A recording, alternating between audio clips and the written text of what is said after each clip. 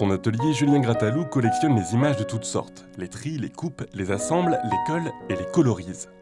Des techniques élémentaires qui font de lui un illustrateur de presse pas comme les autres, à l'ère informatique du XXIe siècle.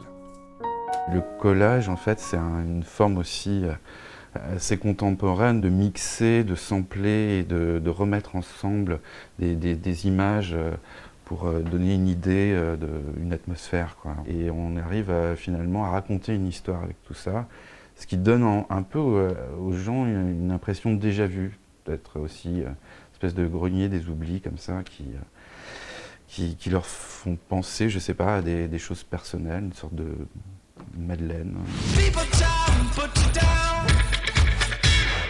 Avec lui, les arts appliqués s'invitent dans les galeries nantaises. Il y expose à l'occasion des originaux et des travaux plus personnels, parmi lesquels une série initiée lors du festival Estuaire en 2009, Hommage au fleuve roi, représenté par Devinez qui.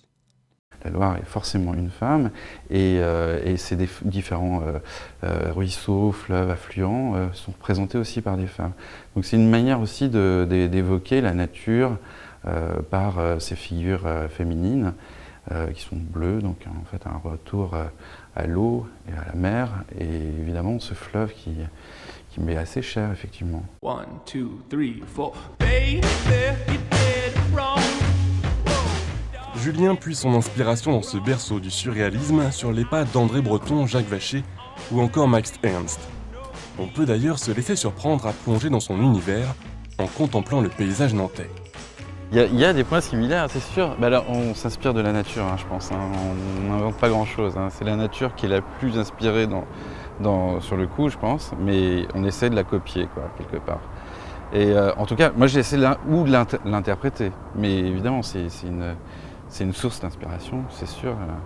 Nantes est un peu un collage de différentes époques et s'adapte en fait à la modernité, à notre esprit qui change constamment. Mais la Loire restera toujours la Loire, voilà. C'est un point de départ sur la mer, sur l'ouest en fait, sur le Grand Ouest.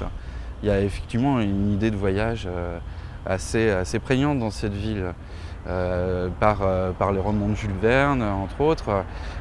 C'est toujours un appel au voyage et à l'imagination, à la découverte.